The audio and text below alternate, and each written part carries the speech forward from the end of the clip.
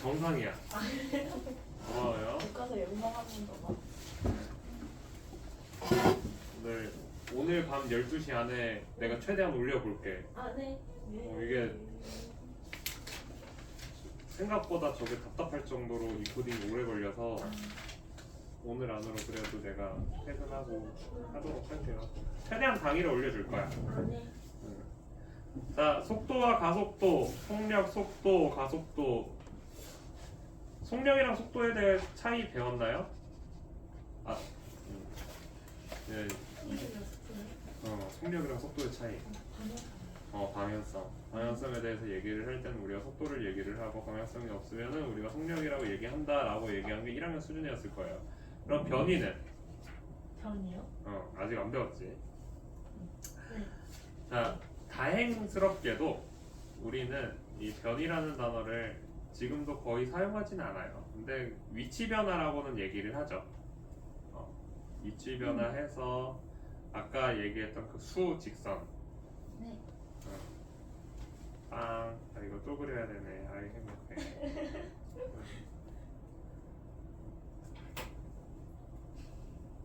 하람이는 선생님 동생 닮았어. 그래요? 좋은 거죠? 선생님 동생 사진 보여줄까? 영상에 올라가는 건 좀 그렇긴 하지만 내 얼굴 아니니까. 선생님 동생 고등학생 때랑 똑같이 생겼어. 그래요? 이렇게 생겼어. 네? 그치? 너 닮았지? 아니요. 어이? 닮았다니까. 아니요, 안 닮았는데요? 어이? 어이? 어이? 어이? 어이? 닮았어. 아니, 이건 좀 아닌 것 같아요. 안경을 벗으면 비슷할 것 같아. 사과드려. 아니, 내가 뭐 했는데? 제가 안경 쓰면 너처럼 생겼다니까. 그래요? 사과드려. 왜 사과를 해? 너 빨리 사과해. 네가 사과해. 내 동생인데 뭐. 아무튼 저 딱으로 생겼는데 너를 욕한 게 아니라 아무튼 굉장히 걔 고등학교 때랑 너무 비슷하게 생겨서 약간 놀랐어. 딱 그맘때 걔도 교정하고 있고 안경 쓰고 그랬을 때랑 굉장히 비슷해. 그건 두 개 닮은 것 같구나. 아니야, 얼굴형도 비슷해.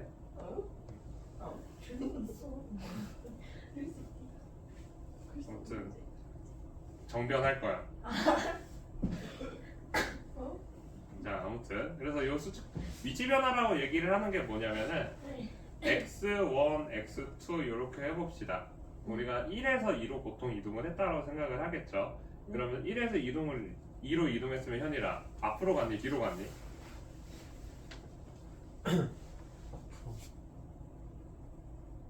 미안, 여기가 앞쪽이고요 여기가 뒤쪽이에요. x1에서 x2로 이동을 했어요. 앞으로 갔니 뒤로 갔니? 뒤로 갔죠. 뒤로 얼만큼?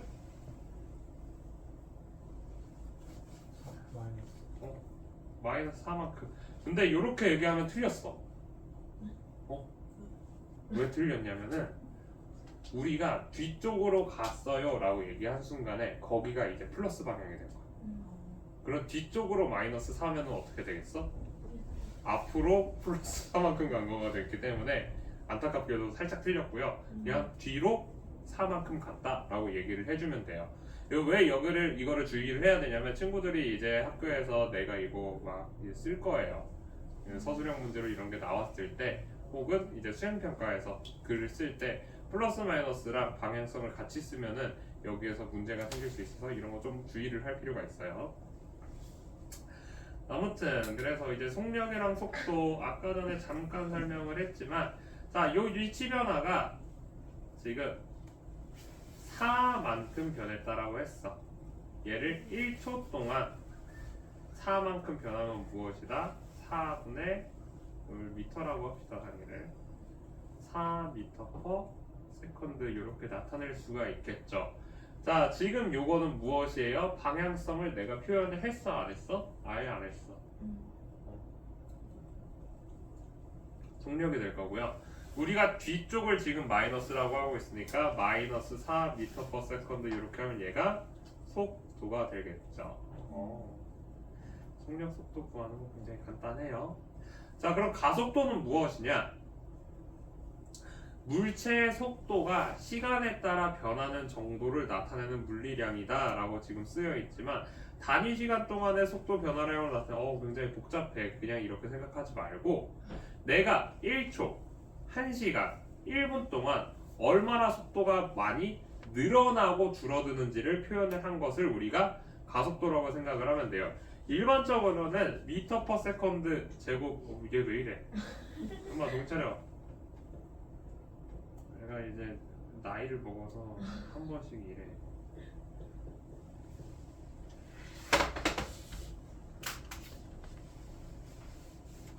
당황스러워.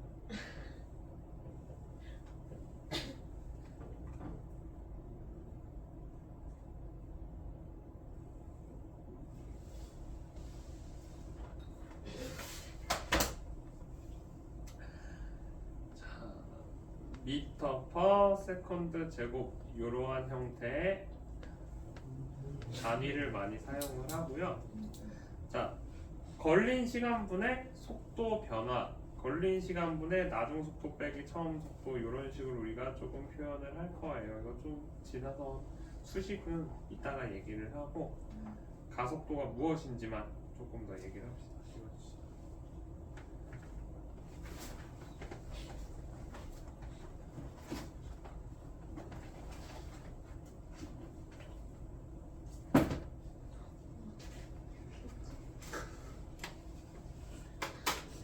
자석이 있어서 얘네들이 손이 달라고 돈 달라고 할 수 있어. 귀엽다.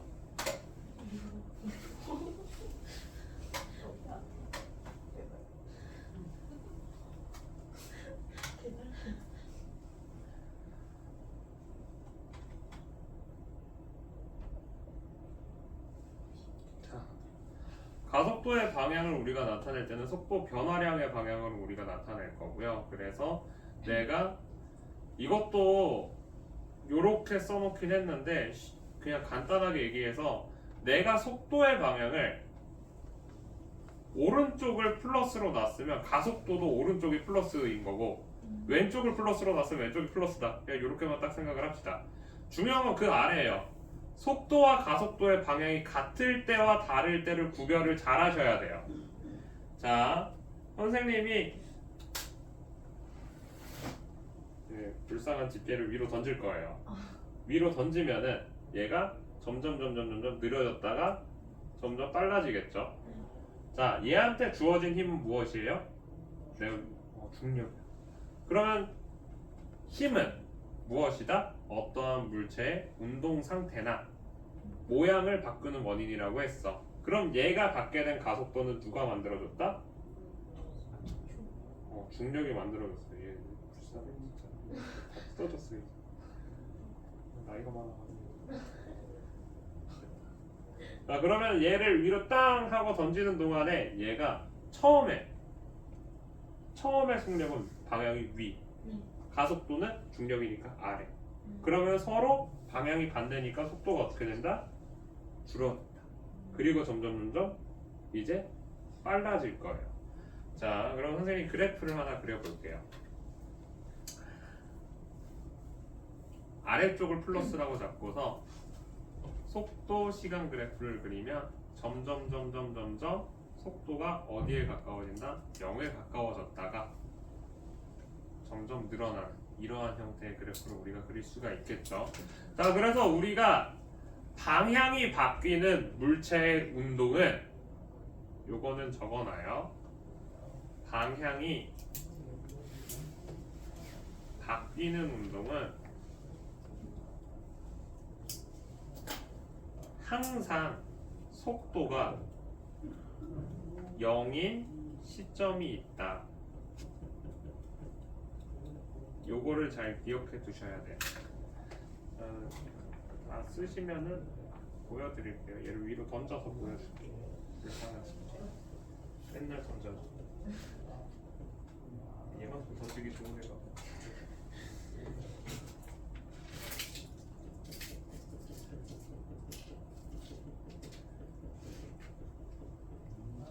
이걸 위로 던지면은 공중에서 순간 멈춘 것처럼 보이죠. 이런 식으로 공중의 최고점에 가면 네. 속도가 0이에요. 그래서 나중에 가면은 좀 더 공부를 많이 하면 여기 이 부분이 위로 던진 물체 같은 경우는 최고점이에요. 최고점의 시점도 우리가 찾을 수가 있어요. 그래서 선생님이 아까 전에 얘기를 했다시피 물리는 사실 요 그래프만 봤을 때 얘가 최고점이라는 거 우리가 알 수가 있다? 알 수 없어요. 하지만 내가 물체를 실제로 위로 던져보고 얘네들이 던졌을 때 어떻게 바뀌었는지를 상상하고 해봐야지만 얘가 최고점인지도 알 수가 있는 거예요. 그래서 항상 선생님이 아까 처음에 시작할 때 현상을 우리가 기억을 해야 된다라고 얘기했던 부분들이 이런 것들. 너무 숫자로만 보면은 의미가 없어요.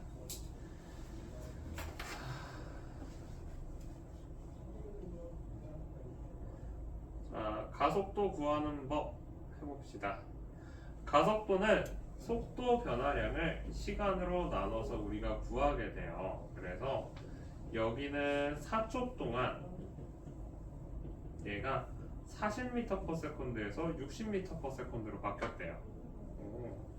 그러면은 속도 변화가 델타 V라고 씁시다. 델타는 어떤 것의 변화량을 뜻하는 그런 것이에요. 델타 V가 20m/s고요. 시간은 4초예요. 따라서 가속도는 델타 T분의 델타 V 해서 4초분의 20m/s 하면 5m 맞잖아. 5m/s의 제곱이다. 이렇게 계산할 수가 있어요. 할 수 있겠죠, 이 정도는.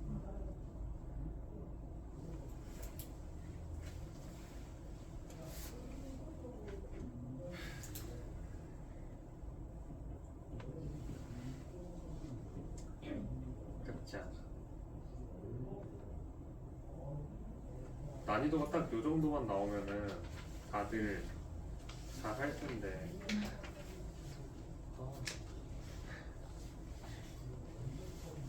학교에서 아마 들어가 보면은 시험 한 번만 본다고 할 수도 있어. 계약하면은. 갑자기 왜 날 그렇게 쳐다봐? 왜 선생님이 이런 얘기하는 이유는 선생님 대학원 선생 가면은 대학원에 학교 선생님들이 많이 계셔. 이게 아무래도 선생님은 교육대학원을 다니다 보니까 이게 학교 선생님들이 많이 계시는데 과학 선생님들이 다 과학 선생님들이죠. 학원 선생님들이랑 막 학교 선생님들 막 섞여가지고 같이 하하호 하면서 그냥 소꿉놀이하는 그런 데라고 생각하시면 되는데 이제 선생님들이 얘기하시는 게 그거야. 수능 안 들어가잖아. 그러니까 좀 자유롭게 하자. 너무 시험에 대해서 목을 매지 말고 어차피 대부분 학생들이 수시에 대해서 그리고 정시도 어떻게 바뀔지 지금 모르잖아. 2028 정시 그 9등급제 한다라고 하고 여기에서 내신 비율이 어떻게 했는지 아직 안 나오잖아. 대신에 그거 나왔잖아. 필수 과목. 학과별로 어느 학과는 어떤 과목 필수로 들어라. 이런 것들이 좀 있잖아. 그러면서 결국에는 생기부를 좀 본다라는 얘기야. 그러면 정시에도 생기부를 조금 추가해서 이제 볼 거야. 그런 거를 이제 생각을 하시다 보니까 선생님들이 이렇게 얘기하시더라고. 우리 그러니까 시험을 기말만 보고 프로젝트형 수행평가를 하는 게 어떨까? 라는 얘기를 하시더라고. 그렇지, 재밌겠다라는 말도 나오고 진짜 개 같다라는 말도 나오고 진짜 다양한 반응들이 있어요. 이제 학생들 사이에서는 당연히 힘들겠지. 쉽지 않아. 그래서 만약에 이러한 형태가 된다라고 하면은 빠르게 선생님한테 얘기를 해줘야 돼요. 선생님은 준비를 해줄 수가 있어 저런 거를. 선생님은 프로젝트나 아니면 수행평가 관련된 것들 다 도움을 줄 수 있고 너네들이 원하는 그 학과에 맞춰서 그거 다 짜줄 수 있고 친구들이 한 3-4명 있는데 선생님 저 자식은 이상한 거예요. 쟤 갑자기 컴공과예요 하면서 이제 나랑 이제 저는 생공 가고 싶은데 쟤는 컴공에 어떻게 해야 돼요? 막 이런 거 생길 수밖에 없단 말이야. 팀 프로젝트니까. 그런 거에서 어느 정도 중간점을 찾아서 다 같이 플러스 될 수 있게 만들어줄 수 있으니까 여러 개 섞어가지고 해줄 수 있다라는 거야. 그런 주제들을 던져줄 거니까 미리 얘기를 해야 돼. 미리 얘기 안 하면은 선생님이 못 해줘요. 작년에도 어떤 놈들이 쌤 해야 되는데 주제 좀 화가 났어. 언제부터 했던 거냐? 그러니까 한 달 전? 다들 그래. 그래서 학교에서 그런 얘기 나오면은 바로 확인을 해주면 될 것 같아요. 자, 관성의 법칙 합시다. 관성의 법칙은요, 가속도가 0인 특수한 상황을 얘기합니다. 자, 가속도가 0이다. 그리고 알짜임이 0이다라고도 생각할 수 있어요. 알짜임이 0이다. 이러한 경우에 어떠한 변화가 있을까? 가속도가 0인 특수 상황에서의 관성의 법칙도 있고, 가속도가 아니구나. 이거 잘못 말했다. 미안하다. 가속도가 0이 아니라 운동 상태가 변화할 때 그 물체가 어떻게 대응하는가를 조금 본다라고 생각하시면 좋을 것 같아요. 자, 일반적으로 관성이라고 얘기를 하면은 그 물체가 자기 자신의 운동 상태를 그대로 유지하려는 성질을 우리가 관성이라고 얘기를 합니다. 그러면은 내가 앞으로 가고 있으면 얘는 우주 공간을 생각을 하셔야 돼요. 중요한 거는 공기 저항도 없고요. 마찰도 없는 상태에서 일어난다. 내가 10m/s를 빵 하고 공을 쏘았어. 대포로 이렇게 빵 하고 쏘면은 얘가 외부에서 힘을 받지 않으면 평생 동안 10m/s의 속력으로 움직이게 될 거예요. 이거를 우리가 관성의 법칙이라고 얘기를 합니다. 자, 이때 얘는 공기의 저항이나 마찰이 발생하는 순간 그때부터 얘의 속력이 점점 감소를 하게 되겠죠. 자, 요거를 우리가 관성의 법칙이라고 얘기를 해요. 관성의 법칙은 누가 얘기를 했냐? 최초로는 이제 갈릴레오 그 이전에서 이제 그리스 때부터 이게 얘기를 해요. 고대 그리스 이제 우리가 알고 있는 탈레스나 그 사람들이 있을 때부터 얘기를 하는데 아리스토텔레스가 몇 세기 사람인지 아니 혹시? 아리스토텔레스 얘네 기원전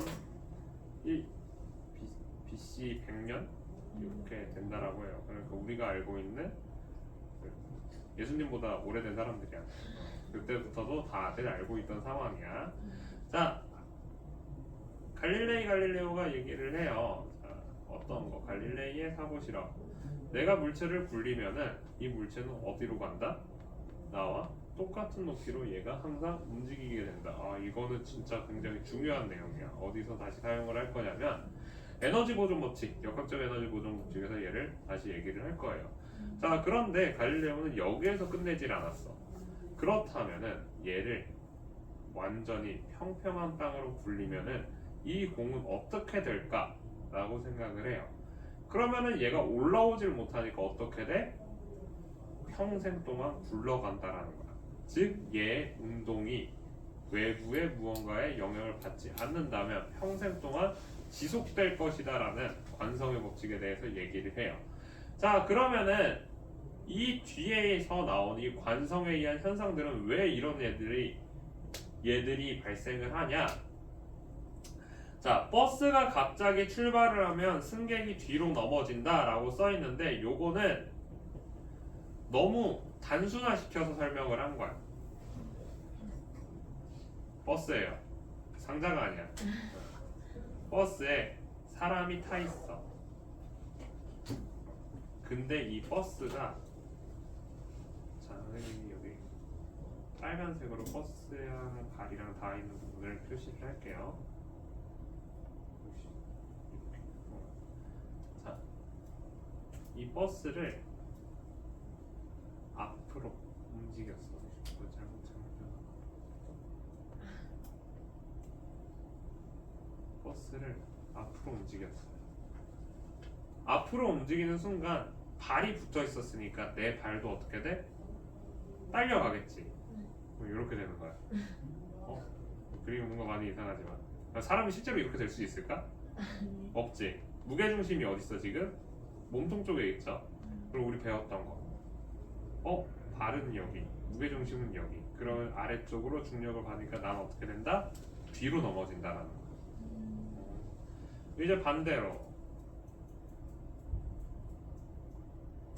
둘이 같이 앞으로 가고 있어. 둘이 같이 앞으로 가고 있어. 그러면은 내가 갑자기 버스가 팍 하고 멈췄어. 그럼 내 몸은 어떻게 돼? 앞으로 가겠죠. 나는 앞으로 가고 있는 운동 상태를 유지하고 있으니까. 그럼 이제 내 다리가 어떻게 돼? 이러면은 반대로. 그래서 내가 어떻게 돼? 앞으로 넘어진다. 갑자기 급정거를 하면 내 몸은 앞으로 계속 가려고 하고 버스는 멈췄으니까 내 몸이 앞으로 가다가 멈춘 버스에 의해서 몸만 움직이고 이렇게 꽝 하고 앞으로 넘어진다. 그래서 급정거시 앞으로 넘어지고요. 그래서 이러한 형태의 예시가 가장 자주 나오는 것 중에 하나고, 두 번째가 이 추. 내가 얘를 빠르게 잡아당기면 위에 있는 추의 관성에 의해서 추는 가만히 있고 아래쪽에 있는 실만 끊어지게 돼요. 그리고 돌부리에 걸려 넘어지는 거는 내 몸이 앞으로 움직이려고 하고 발이 멈췄기 때문에 몸 전체의 무게중심에 의해 얘가 넘어진다. 이런 것들 우리가 관성해요. 또 다른 거 또 있으면 하나 뭐 있냐면 먼지 털기. 이거 조금 자주 나와. 이불을 내가 먼지털이로 팡팡 내려치면은 먼지는 멈춰 있고요. 이불은 뒤로 밀려나가게 돼서 먼지가 이불에서 떨어지게 되는 거야. 그래서 요것도 자주 나오니까 요 네 가지 정도는 잘 외워두시면 좋아요. 왜 외우라 그러냐면 옛날에 그 희원이 같은 또래 애들을 이제 가르칠 때였는데 쟤네 오빠 애들이 전자석 기중기라고 있어요. 전자석을 이용해서 만든 그 고철들 옮기는 기계인데 이 자식들이 그걸 틀려왔어. 예시 문제를 틀려왔어. 근데 그 틀린 애들이 다 공부 잘하는 애들이야. 다 1등급, 2등급 이렇게 맞는 애들인데 다 그걸 틀려온 거야. 그래서 야 이 자식들아 니네는 어려운 거 다 맞춰놓고 왜 이런 걸 틀려오냐. 그러니까 쌤 쉬우니까 자주 안 했잖아요. 선생님이 문제 많이 줬어요. 막 그렇게 얘기를 하는 거야. 아직도 걔네들은 잘 지내고 있는데 선생님 화가 나. 내 잘못이지. 그러니까 친구들은 잘 외워두세요. 저런 거 틀려가지고 오면 진짜 화가 나. 억울해 나도.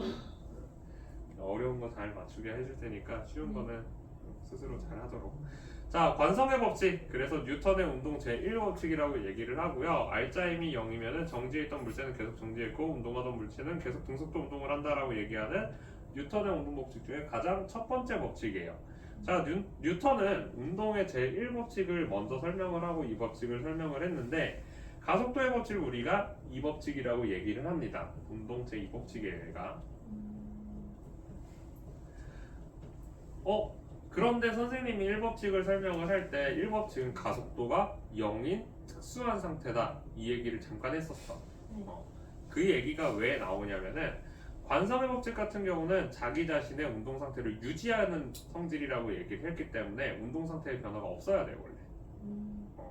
그래서 우리가 운동 제1법칙은 2법칙의 특수 상태라서 그렇게 얘기를 하고요. 실제로 요 뉴턴이라는 사람이 관성 제1법칙을 생각을 하고 관성의 법칙을 생각을 하고 나서 좀 고민을 해보니까 얘도 좀 특수한 상태니까 하나로 합치려다가 얘를 먼저 관성이라는 거를 인지를 시켜야지 그 뒤에 힘을 확실하게 정의를 할 수가 있어서 이렇게 나아가고 있는 거예요. 자, 가속도라는 거 알다시피 어떠한 물체의 가속도는 힘에 의해서 만들어진다라고 알고 있었어. 그러면 얘의 힘을 얼마나 줬을 때 얘의 가속도는 몇이 되는지를 우리가 정확하게 비례식으로서 나타낼 필요가 있어요. 내가 10N의 힘을 줬으면은 1kg짜리랑 5kg짜리한테 자, 무거운 물체랑 가벼운 물체에 똑같은 힘을 줬어. 누가 더 빨리 갈까? 가벼운. 가벼운 거. 우리 다들 알고 있어. 그럼 얼마나? 그거를 이제 얘기하자는 게 또 가속도의 법칙이에요. 자, 가속도의 법칙은 딱 한마디로 한 줄로 표현하면은 전 세계에서 가장 유명한 공식 중에 하나인 요 F는 ma로 쓸 수가 있어요. 그래서 요거는 정말 중요한 거니까 잘 외워둬야 돼. 어느 정도로 중요하냐면 선생님이 이제 대학교 때 일반역학 그리고 양자역학 수업을 들을 때 대학교는 시험을 보면요 전부 다 서술형이에요. 서문수령이야. 논수령이야 논수령. 근데 첫 줄에 F는 ma를 쓰면 1점을 줬어. F는 ma로 모든 이제 물체의 움직임을 우리가 설명을 하기 때문에 일단 F는 ma를 머릿속에 떠올리고서 시작을 하라는 거야. 그러니까 우리가 이번에 지금 배우고 있는 것도 F는 ma부터 먼저 시작을 하고서 그리고 차근차근 문제를 풀어가야 돼. 자, 그러면은 요 F는 뭐냐면 알짜임이에요. 실제로 알짜임과 가속도는 두 개가 비례관계가 있었고요. 가속도는 질량이 무거우면 무거울수록 점점 어떻게 된다? 줄어들 거다. 점점 내가 얘를 밀어내는 같은 힘으로 밀어내도 얘가 천천히 움직인다라고 얘기를 했었잖아요. 그렇죠? 요 그래프나 이런 것들은 별로 안 중요하고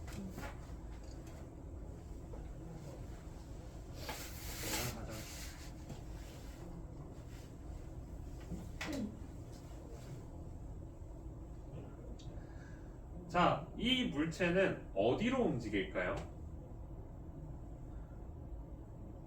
그냥 쉽게 생각을 하자. 이거 뭐 수직항력이랑 중력이라고 이렇게 써있긴 하지만 선생님이 아까 전에 저 완자 지구과학책을 밀었을 때를 떠올려 봅시다. 저 완자 지구과학책은 지금 중력을 받아 안 받아? 받아요. 모든 물체는 중력을 받아. 근데 쟤는 왜 가만히 있어? 누가 쟤를 지금 밀고 있을까 위로? 맞아. 책상이 저 완자 지구과학책을 밀고 있어. 그걸 우리가 수직항력이라 얘기하는 거야. 그러면 수직항력이랑 중력의 크기는 서로 어때? 서로 같은 크기예요. 서로 같은 크기니까 그러면 얘한테 남아있는 알짜임은 몇이야? 20N만 알짜임으로 남게 돼서 얘 F는 ma를 여기서 이제 작용을 하는 거예요. F는 ma F가 뭐라고? 알짜임 20N은 2kg 곱하기 가속도 하면 가속도가 몇이야? 10m/s 제곱 이렇게 표시할 수 있어요.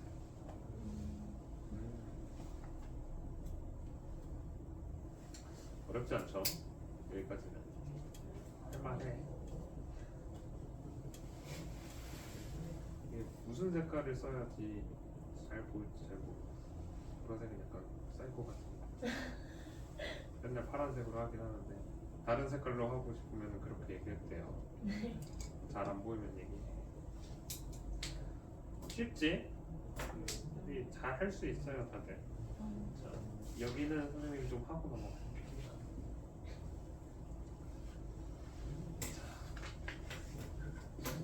이제부터 진짜 물리를 할 거야. 아까까지는 약간 가짜 물리였고요. 장난 좀 쳤던 거고. 자,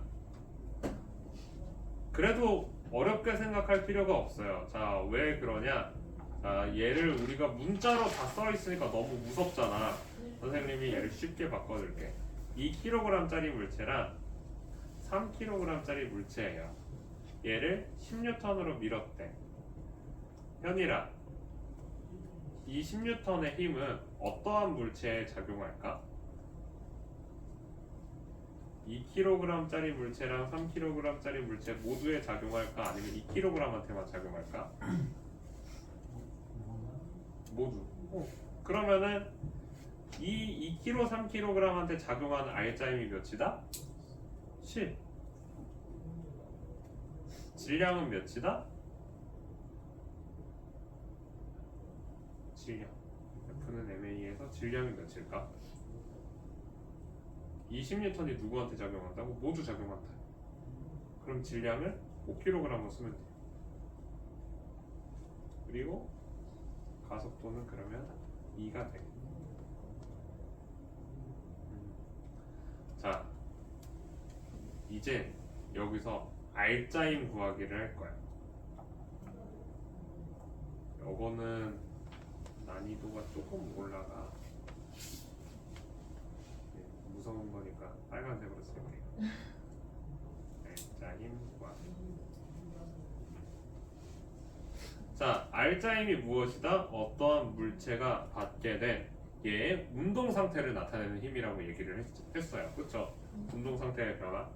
자, 2kg짜리 요 물체 가속도가 몇이라고? 2m/s 제곱이라고 했어. 그러면 요 2kg짜리 물체에는 R자임이 몇이 돼야 될까? F 2kg은 그쵸? 2kg 곱하기 2m/s 제곱의 가속도를 가졌으니까 얘는 4N의 힘을 받고 있는 거야. 그런데 이상해. 뭐가 이상하냐면 요 2kg짜리 물체는 10N으로 오른쪽으로 밀리고 있어. 그쵸? 그러면 반대 방향으로 몇 N의 힘이 작용해야 돼? 6N의 힘이 작용을 해야 돼요. 이 반대 방향으로 6N은 누가 밀었냐? 요 3kg짜리가 밀었어. 3kg짜리의 R자임은 몇이겠어요? 2 곱하기 3에서 얘도 6N이겠죠. 그래서 우리는 지금 한 게 뭐냐면, 자, 2kg짜리가 3kg짜리를 6N으로 민 거야. 그랬더니만 3kg짜리도 2kg짜리를 6N으로 밀었대. 이걸 우리가 작용 반작용 법칙이라고 얘기를 해. 그래서 우리가 어떠한 물체의 R자임 구하기를 하면은 여기에서 서로 주고받는 힘에 대한 작용 반작용까지 한꺼번에 다 찾을 수가 있어야 돼요. 그래서 여기까지 하는 게 오늘의 최종 목표야. 너무 어려워. 네, 머리가 아프네요. 자, 도르래에 매달려 있는 경우 해가지고서 무언가 엄청 복잡한 게 나와 있죠. 선생님이 단순화 시켜줄게요. 자, 순서대로 생각을 해야 돼. 항상 첫 번째 목표는 F는 MA를 사용을 하는 것이다. 오케이. 그럼 R자임부터 구해야 돼. R자임 찾기.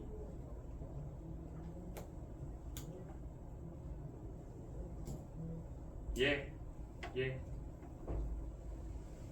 지금 이 도르래 힘이 표현이 되어 있나요? 없죠. 질량만 있어요. 그럼 질량만 있을 때는 우리가 중력을 찾으라고 했어.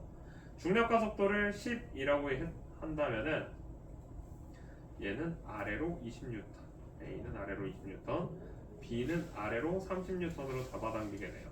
자, 그럼 얘네 두 개는 같은 방향일까 반대 방향일까? 자, 우리가 볼 때는 같은 방향처럼 보이는데 선생님이 얘를 이렇게 잡아놓고 이쪽을 잡아당기면은 반대편은 어떻게 되지? 위로 올라가지. 얘를 잡아당기면 반대편이 올라가지. 따라서 내가 둘 다 아래로 잡아당길 때 도르래가 엮여 있다면은 두 개의 방향이 어떻게 된다? 반대로 바뀐다라는 거야. 그럼 이 20N이랑 30N은 실제로는 같은 방향 반대 방향? 반대 방향. 힘의 방향에 반대면 둘을 더한다 뺀다? 뺀다. 그러면 R자임이 남은 게 몇이다? 10N이 있다. 자, 그러면은 30N 방향으로 당겨질까? 아니면은 20N 방향으로 당겨질까? B가 밑으로 내려갈까? 위로 올라갈까를 물어보는 거예요. B는 내려가겠죠. 그래서 10N이 어떠한 물체에 영향을 주는 거야? 자, A와 B는 지금 하나의 석근으로 묶여 있어요. 그럼 얘는 한 물체, 두 물체? 한 물체예요. 그러니까 전체 질량이 몇? 그쵸, 5kg이에요. 그럼 우리가 구하고 싶은 가속도는 몇이다? 5 나누기 10 나누기 5 해서 2m/s 제곱이 이 가속도로 우리가 구할 수가 있는. 자, 위에 있던 이 수많은 것들이 너무 복잡한 거는 이제 시작이야. 아까 했던 그 R자임 생각하면 돼. 자, 그러면 이제 요 B R자임 몇이다? B 3kg짜리가 2m/s 제곱이면 얘는 실제로는 아래로 얼마만큼 당겨진다? 3이 6N으로 당겨지고 있어. 그러면은 위 방향으로 어느 정도의 힘을 받고 있는 거예요? 24N의 힘을 받고 있어. 그래야지 30 빼기 24에서 6N이 되겠죠, R차임이. 이 24N이 이 실에 의해서 B가 당겨지는 힘이야. 실이 B를 당기는 힘. 요걸 우리가 장력이라고 얘기를 해요. 자, 실은 B만 잡아당길까? A도 잡아당기겠죠. 힘의 크기는 몇일까요? 요것도 똑같이 24N으로 잡아당겨질 거야. 하나의 실에서 양쪽 끝에 매달려 있는 두 물체는 항상 같은 크기의 장력이 작용을 하는데 얘네 두 개의 방향이 서로 반대 방향이다. 따라서 A가 위로 24N으로 잡아당겨지고 중력에 의해서 20N으로 잡아당겨지니까 A의 R자임인 4N을 이렇게 바로 구할 수 있겠죠. 2kg 곱하기 2m/s 4N 맞죠? 이렇게 해서 우리가 구하게 돼요. 순서를 기억을 하면은, 자, 순서를 차근차근 다시 써주면요. 첫 번째, 이거는 구하는 방법을 순서대로 써봐요. 첫 번째, 중력으로 R자임을 구해요. R자임과 1번 중력으로 R자임 구하기. 2번 전체 질량과 R자임으로 가속도를 구해요. 3번 A 또는 B의 R자임 구하기. 요거는 A나 B의 질량 곱하기 가속도. 4번 A 또는 B의 R자임과 얘가 중력 더하기 장력이기 때문에 이걸 통해서 장력을 구하시면 끝입니다. 그래서 1, 2, 3, 4번 순서를 잘 기억을 하셔야 돼요.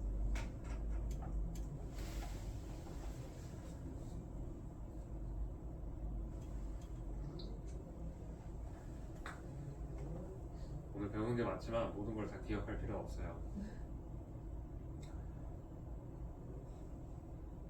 선생님 대학 다닐 때 그랬어. 교수님 열심히 앞에서 얘기를 하시거든. 근데 사실 아무 말인지 무슨 말 하시는지 잘 모르겠더라고.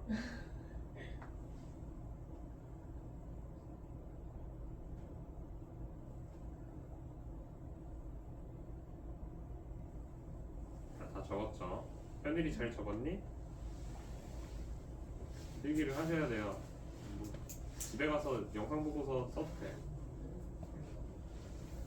물리는 어려워서 시간을 좀 많이 투자를 해야 돼. 자, 넘어갈게요. 두물체가 도르래와 실로 연결되어 있는 경우 이것도 앞에 했던 거랑 마찬가지로 똑같은 거예요. 그러니까 이거는 대신에 차이점은 뭐냐면 딱 하나 있어. 알짜임에 얘가 포함되지 않는다라는 거야. 알짜임에 포함되지 않겠죠. 왜? 중력이 지금 상쇄됐으니까. 알짜임에 포함 안 되면 이렇게 써주시면 되겠어요. 그리고 나서 그냥 위에 있는 거 다시 계산하시면 돼요. 넘어갈게요.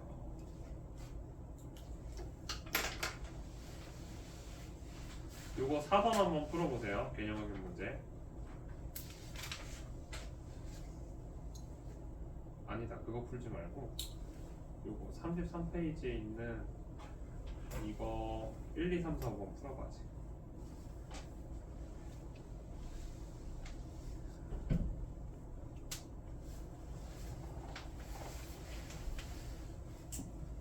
삼 3페이지 대표자료 분석 1 풀어보시면 돼요.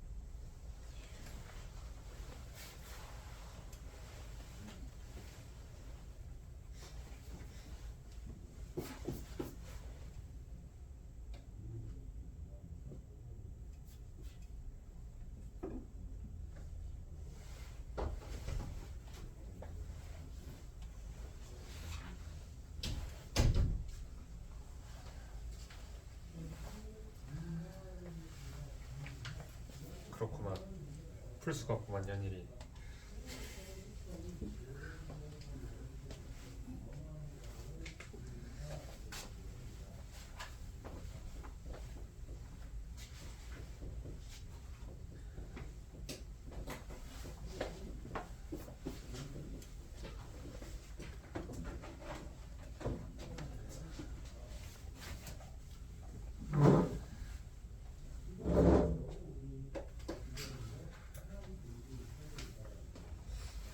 풀었니? 어려운데요? 어렵지. 처음은 엄청 어려워. 아니, 얘가 너무 어려워요. 이거 똑같이 푸는 거야. 얘가 똑같아요. 아니? 얘로 봐요. 얘로 보는데 방향이 요거인 거야 그냥. 그럼 얘가 당겨지겠지. 그럼 얘 알짜임 몇이야? 누가 당겨? B가. 줄이 당기지. 아. 줄이 A를 당기는 힘이 몇이야 그러면? 이제 설명해 줄게요. 시간을 많이 줬어.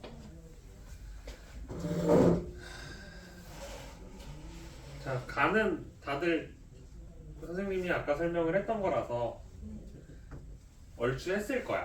대충은. 가는 대충 했을 것 같은데 나는 어려우니까 잘 못했을 수 있어요. 자, 일단 가를 보시면요 15N으로 얘 물체한테 영향을 줬기 때문에 힘을 줬기 때문에 두 개를 한 물체로 엮어서 5kg으로 생각을 한다라고 했죠. 일단 15N이 이 5kg 전체한테 영향을 줄 거야. 그러면 여기에 F는 MA를 사용을 하면은 질량이 5kg에 알짜임이 15. 그러면 가속도가 3m/s 제곱이 된다. 여기까지는 하셨죠? 네. 그럼 나에서도 똑같이 하면 어떻게 돼? 3. 15N으로 땡겼으니까 두 개의 물체에 작용을 해서 3이 될 거예요. 자, 그럼 A와 B에 각각 작용하는 알짜임은 전부 다 몇이야? 여기도 6N. 여기는 3 곱하면 9N. 얘 6N. 얘 9N. 이렇게 우리가 쪼갤 수가 있겠죠. 여기까지도 했을 거야. 3번, 4번까지도 아마 하실 수 있었을 거예요. 계산만 잘하면. 뭐야? 자, 그러면은 가에서 A가 B를 미는 힘이랑 나에서 A가 B를 당기는 힘, 요 두 가지를 구하라고 하는데 일단 A가 B를 민 힘은 몇이어야 돼요? 가에서 B가 9N이 될 수 있던 이유가 무엇일까? B는 누구한테 힘을 받고 있어? A가 밀고 있는 거야. A가 B를 얼마로? 9N으로 밀었겠네요. 요거는 A가 B를 민 힘인 A가 B를 민 거는 9N이다. 자, A가 B를 당긴 건 이게 제일 어려워. 이게 왜 제일 어렵냐? 우리가 아까 전에 장력을 설명을 할 때 장력이 A를 당기는 힘부터 먼저 계산을 했어야 됐어. 그쵸?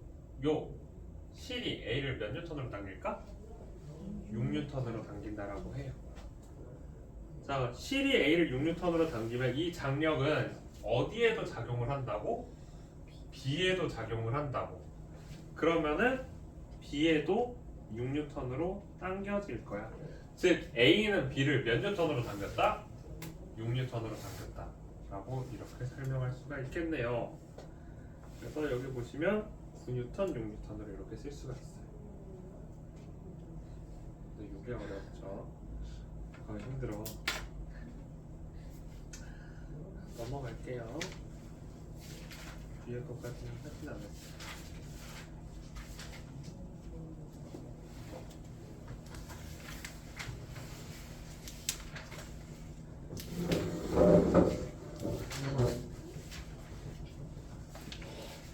그걸 다 풀어오라는 게 숙제가 아니야. 숙제가 아니니까 걱정하지 말고 그냥 쭉 들어요. 그거는 다음번에 할 때 할 거야. 다음번에 한 바퀴 돌리고 나서 그때 할 때 좀 더 자세하게 할 거니까 너무 그렇게 한숨 쉬지 않았으면 좋겠어. 자, 네, 등 가속도 운동을 할게요. 자, 등속 직선 운동 배웠었죠? 우리가 속도가 일정한 운동을 등속 직선 운동이라고 얘기를 했는데 여기서 등 가속도 운동은 가속도가 일정한 운동을 얘기를 할 거예요. 먼저 등속도 운동부터 얘기를 합시다. 자, 이동 거리가 물체 우리 이거 이름은 몰라도 했어. 언제 했냐면 초등학교 때부터 했어요. 자, 열수와 영위가 있어요. 영수가 많이 영위가 있는데 철수는 5km/h의 속력이고요. 영위는 4km/h의 속력으로 달리기를 하고 있어요. 그런데 20km를 가려면 철수는 몇 시간이 걸리고 영위는 몇 시간 걸리나요? 하면서 막 이런 거 풀었었잖아. 그리고 막 부당벌레 그려가지고 이거 하고 이거 했던 게 등속 직선 운동, 등속도 운동이라고 얘기하는 이거고요. 그래서 얘를 이제 조금 어렵게 쓰면 거리가 S, 속력이 velocity V, 시간이 time 해서 이렇게 쓰고 S는 거리 V, V는 T분의 S, T는 V분의 S 이렇게 사용을 해서 S equal VT 라는 공식으로 많이 쓰고 있어요. 자, S가 거리인 이유는 라틴어였는지 이태리어였는지 아무튼 나도 잘 모르는 언어라서 잘 모르겠어. 너무 어려워. 그래서 선생님도 영어를 잘하는구나. 영어는 해도 저런 거 잘. 자, 등가속도 직선 운동은 우리가 어떻게 얘기를 하냐면 물체가 일정한 가속도로 직선을 따라 운동하는 것을 우리가 등가속도 직선 운동이라고 얘기를 해요. 불쌍한 집게를 다시 떨어뜨려 봅시다. 자, 집게는 중력을 받기 때문에 중력에 의해서 가속도가 어떻다? 변한다, 안 변한다? 중력은 안 변하잖아. 그러면 얘 중력이 일정하니까 가속도가 일정하게 계속해서 점점 빨라질 거야. 자, 이렇게 등가속도 직선 운동은 물체에 주어진 가속도가 직선을 따라서 운동한다는 게 가장 큰 특징이에요. 그래서 운동의 방향이 위아래로 변하는 것밖에 없어. 더 이상 회전하지 않아. 놀림이면 그래서 태어나 딱 우리 앞에 그거 한 번만 하면은 이제 다 끝나서 또 없어져. 이상해. 그거 왜 배우는지 모르겠어 나.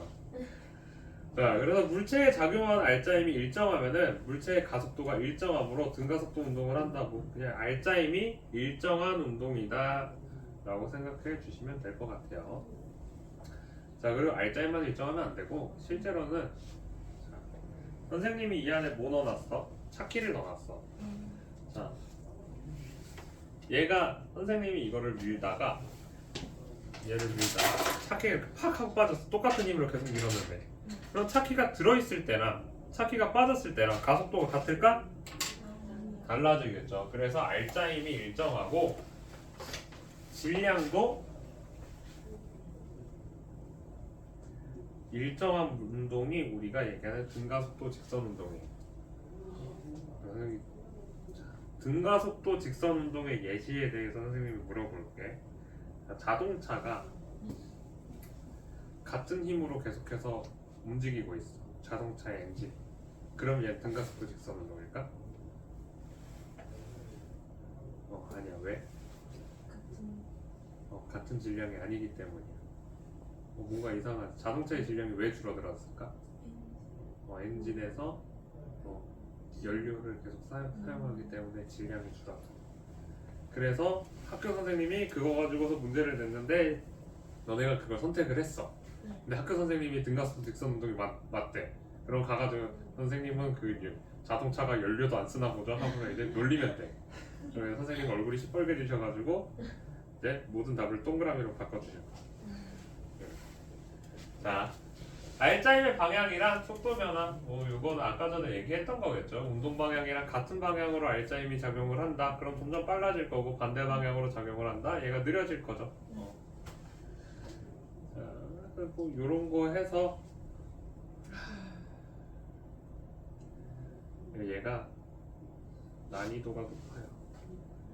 상이야 이제. 이거 꼭 알아야 되니까 얘기를 할게요. 이거 좀 칠판에 써서 생각을 할게요.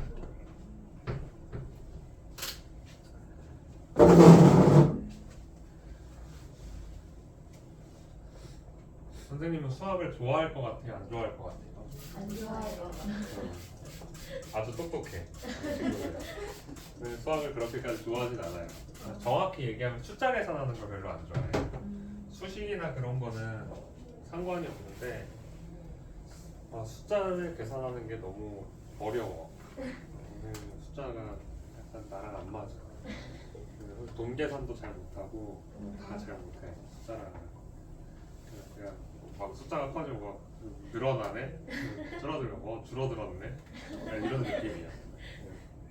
근데 수식은 좀 달라. 선생님은 숫자는 싫어하는데 그림은 좋아해. 그림, 도형 이런 걸로 비교하는 건 좀 눈에 잘 보이는 편이야. 우리가 그래프를 사용을 하는 가장 큰 이유가 뭐냐면 선생님 같은 사람을 위해서 하는 거야. 우리 원그래프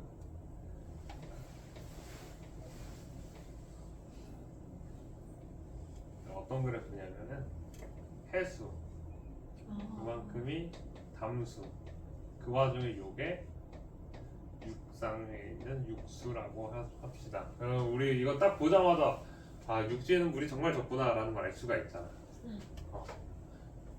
물리도 똑같이 그래프를 잘 쓰면은 눈에 잘 보여. 근데 중요한 건 뭐냐면 잘 그려야 돼. 진짜 잘 그려야 돼.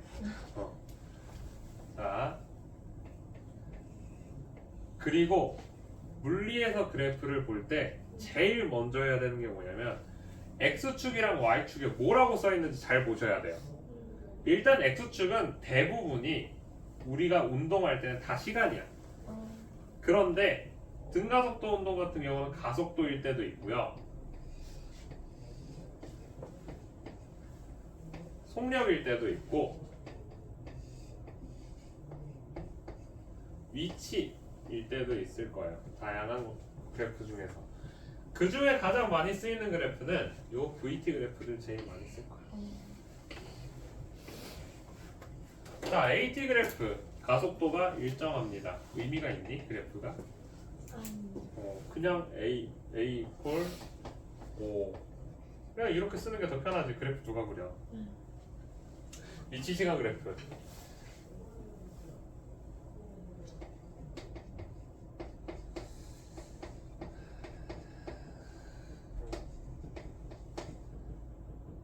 2차 방정식이에요.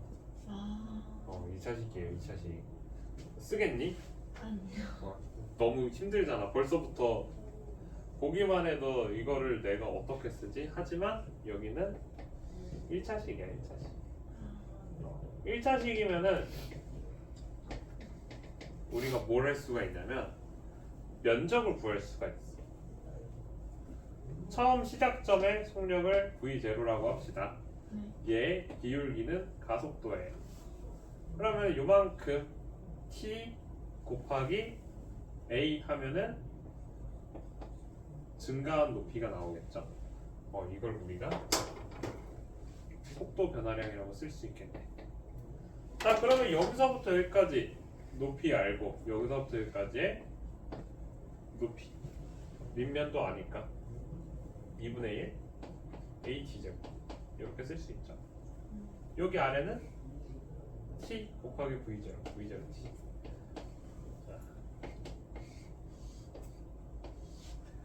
속도가 일정한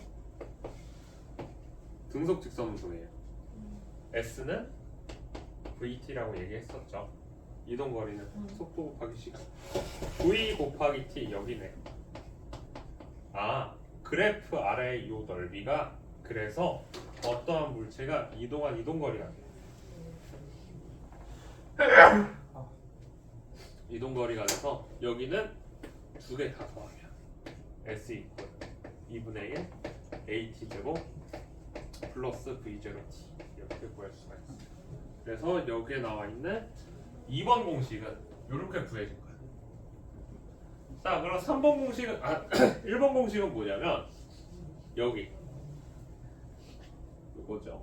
V 최종 V는 처음가 V0에 여기에 높이 H V는 H 플러스 V0 이렇게 했죠. 그럼 마지막 3번 공식은 어떻게 구하냐? 얘를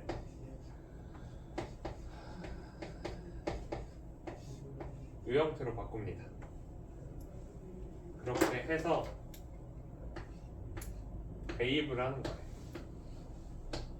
그러면 나와요. 그럼 나와. 근데 굳이 이렇게까지 하지 말고 그냥 외우세요. EAS는 V 제곱 마이너스 V 제로 제곱. 그래서 요 세 개의 공식은 잘 알고 있어요. 이거, 이거, 이거. 이거 세 개는 외워둘 필요가 있어요. 어떻게 쓰는지는 조금 이따 얘기를 할 거고요.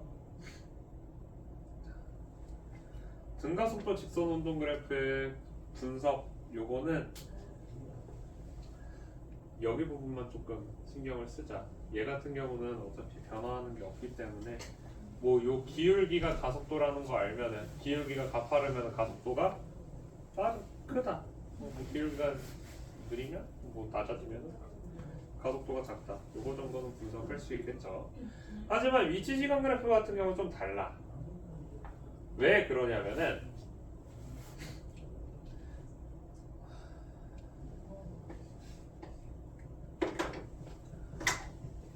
평균 속도와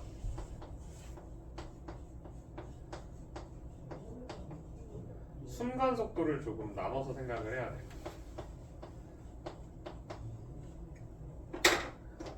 자, 선생님이 자동차를 처음에 엑셀을 꽝 하고 밟고서 0에서 100km/h까지 열심히 밟았어. 제로 100을 이제 측정을 하는 거야. 그러면 어떻게 되겠어? 속도가 점점 VT 그래프로 쓰면은 왕 하고 올라가겠지? 왕 하고 올라갔어. 그럼 뭐 여기까지 가는데 한 10초 걸렸다라고 해보자. 선생님은 똥차기 때문에 제로 100이 10초나 걸려요. 그래서 5초일 때랑 10초일 때랑 0초일 때랑 해서 내가 속도를 구하고 싶어. 5초일 때는 그러면 여기가 끝이 100km/h니까 몇이겠어? 5초일 때 50이겠죠. 순간이니까. 자, 내가 구한 이 5초에서의 속력은 순간 속력이겠죠. 그럼 0에서 10초 동안의 평균 속력은 어떻게 구할까?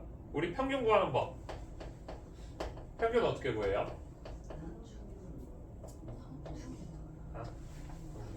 개수분의 전체 합이지. 0 처음이랑 끝에 0, 100 개수가 두 개. 하나는 50km/h. 우리가 평균 속력을 구하면 그 중간에 값이 나오게 될 거야. 이거는 등가속도 직선 운동의 특징이에요. 그래서 이렇게 구하면 되고 여기도 마찬가지로 두 점의 요 기울기가 평균 속력이 나올 거고요. 요 한 점에서의 기울기는 이제 순간 속도라고 얘기를 하면 됩니다.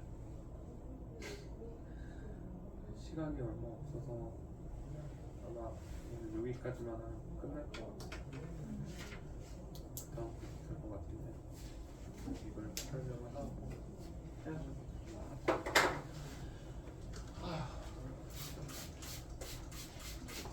50분까지 할 거야 오늘은. 50분에 끝나요.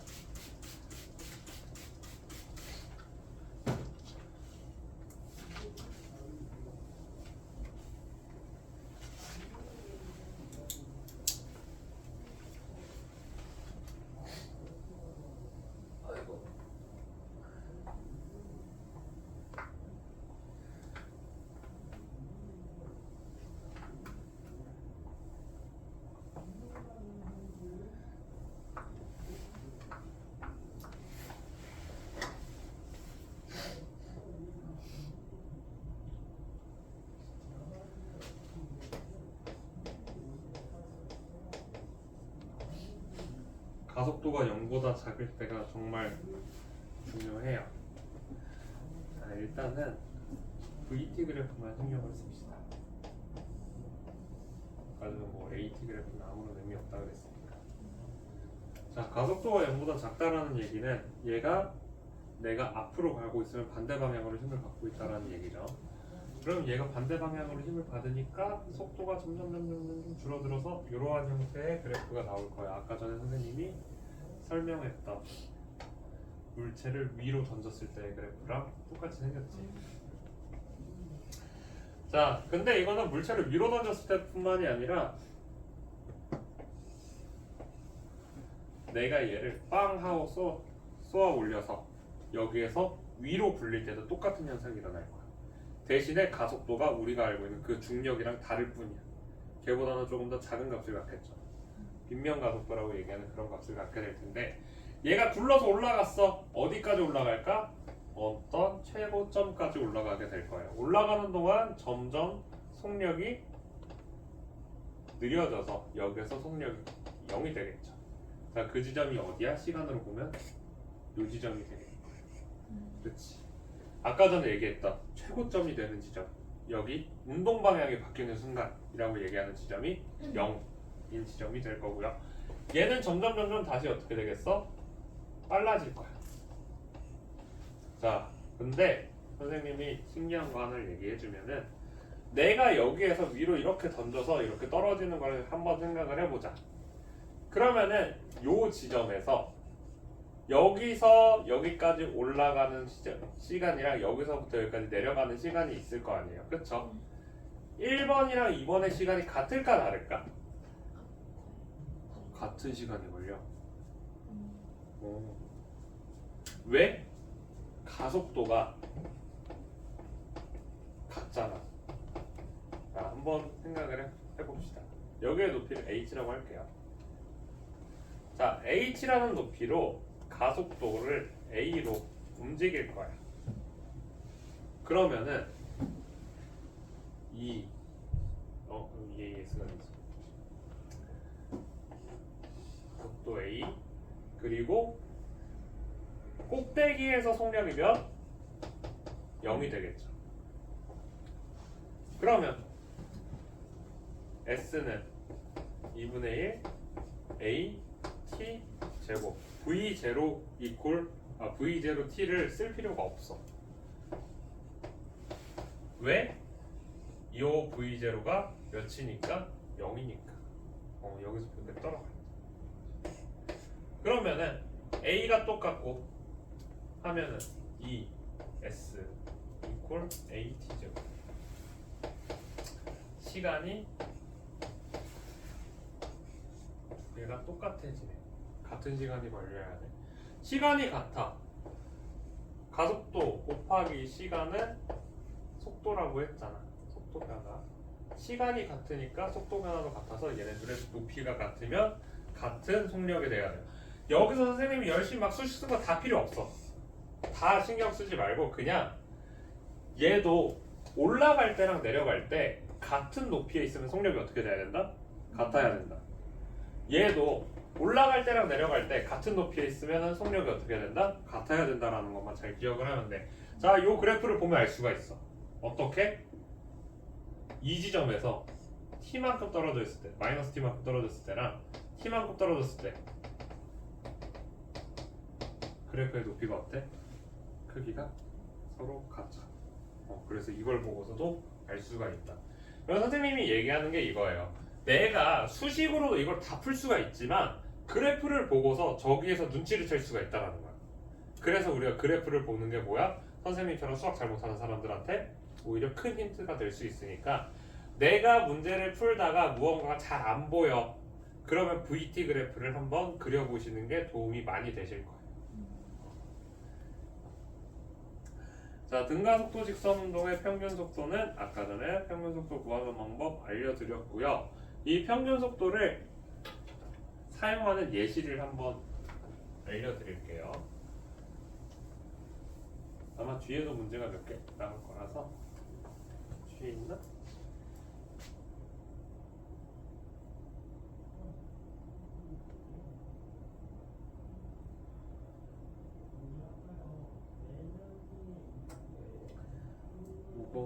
46페이지 한번 보자.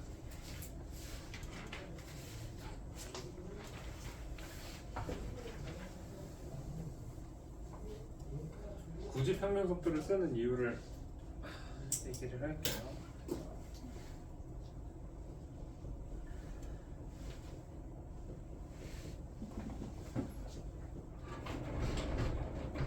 그림이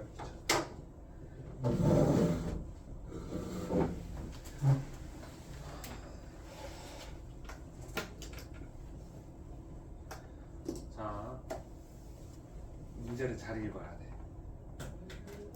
등가속도 직선 운동을 하는 자동차 B가 있는데 이 자동차가 기준선 Q를 2V로 얘가 여기서 출발한대. 이때 기준선 P에서 자동차 A도 출발을 할 거래. A, B는 각각 P와 Q를 V로 도착한대. 이때 P에서 Q까지 거리는 L이에요. A는 정지에 있다라고 했으니까 처음 속력은 V 이퀄 0네. 자, 문제가 우리한테 바라는 것들이 있어. 지금 문제에서는 먼저 평균 속력을 구해보세요 라고 친절하게 알려줬어. 근데 실제로는 이런 문제를 풀 때 안 알려주겠지. 제일 마지막에 요것만 구하라고 알려줄 거야. 그래도 차근차근 해봅시다. 자, 우리가 평균 속력을 구해야 되는 이유가 있어. 자, 우리가 배웠던 오늘 배운 공식들을 생각을 해보면은 V는 S는 VT, 얘는 등가속도 직선 운동이 아니라 등속 직선 운동에 대한 공식이었어요. 등가속도 직선 운동 A는 VT, 이거 뭔 소리야? V는 AT죠. 델타 V는 AT, 2분의 1, S는 2분의 1 AT 제곱 플러스 V0T, 2AS는 V 제곱 마이너스 V0T야. 자, 왼쪽 공식이랑 등속 직선 운동 공식이랑 등가속도 운동 공식이랑 어떤 게 더 간단한 공식이죠? 등속 직선 운동이 훨씬 간단한 형태의 공식이야. 그래서 우리는 등가속도 직선 운동을 등속 직선 운동으로 바꿀 거야. 이게 어떻게 하면 가능한지를 생각을 해봅시다. 자, A라는 친구랑 B라는 친구가 있어요. A가 나는 25km/h에 출발을 해서 15km/h의 속력으로 가속 운동을 하고 있어. B는 10km/h의 속력으로 일정하게 뛰고 있어. 자, 둘 다 똑같이 1시간이 걸렸대 얘가. 그럼 그래프를 그려보면 어떻게 될까? A는 5에서 출발해서 15까지 이렇게 올라가겠죠. 얘가 A야. B는 10에서 일정하게 갈 거야. B. 자, 그러면은 A와 B가 이동한 거리는 같을까 다를까? VT 그래프에서 아래의 면적은 얘네 이동거리라고 했는데 요 삼각형이랑 요 삼각형은 합동이 되겠죠. 즉 A의 이동거리랑 B의 이동거리가 같아. 그러니까 결과만 봤을 때 내가 평균 속력으로 이 문제를 풀면은 우리는 얘를 등가속도 직선 운동으로 풀 필요가 없다라는 얘기야. 그래서 이 문제에서 우리한테 평균 속력을 구하세요 라고 하는 건 뭐냐면 평균 속력으로 요 시간을 구해보자라는 거야. 평균 속력을 가지고서 시간을 구하는 거나 아니면은 등가속도 직선 운동 공식을 가지고서 시간을 구하는 거나 두 개가 다 같은 값이 나올 텐데 굳이 내가 어렵게 접근하지 말자라는 얘기예요. 자, 그래서 A 같은 경우는 몇이겠어? 평균 속력이 2개 더해서 나누기 2니까 시작이 0, 끝이 V라서 2분의 1 V 제로. 2분의 1 V. B 같은 경우는 2분의 3 V. 그렇죠. 자, 그러면은 B가 Q에서 P까지 이동한 거리도 어떻게 구하면 돼? S는 VT인데 S가 L이고 V가 2분의 3V니까 T는 3V분의 2L이 되겠죠. 가속도 구하는 것도 바로 해볼게요. 가속도는 시간분의 속도 변화지. 속도 변화가 얼만큼 있어? 마이너스 V만큼 있으니까 마이너스 V 나누기 3V분의 2L 하면은 2L분의 3V제곱. 마이너스가 붙겠죠. 근데 여기서 크기를 구하시오라고 했어요. 그럼 마이너스 3. 크기를 구하니까 절대값을 씌우는 거예요. 요렇게 구하시면 돼요. 요거를 하려고 우리가 오늘 열심히 했던 거야. 최종 목적지는 여기까지.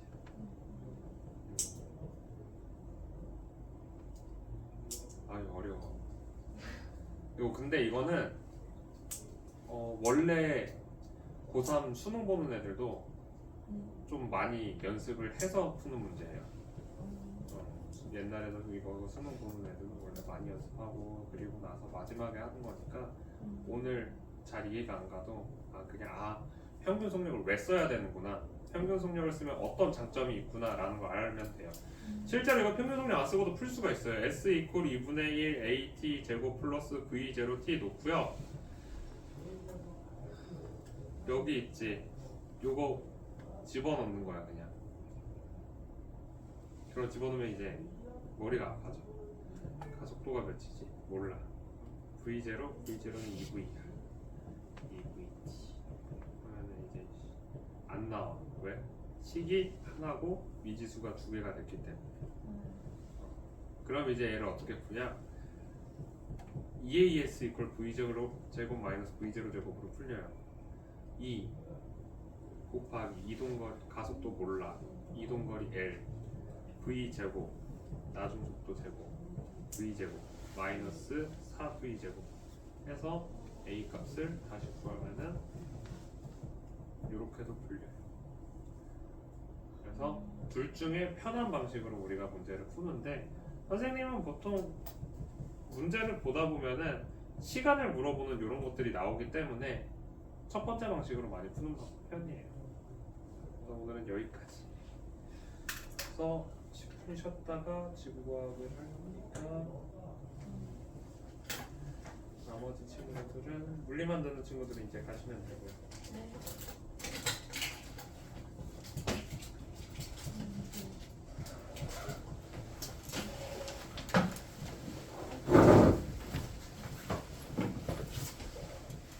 현일이 지구도 듣지?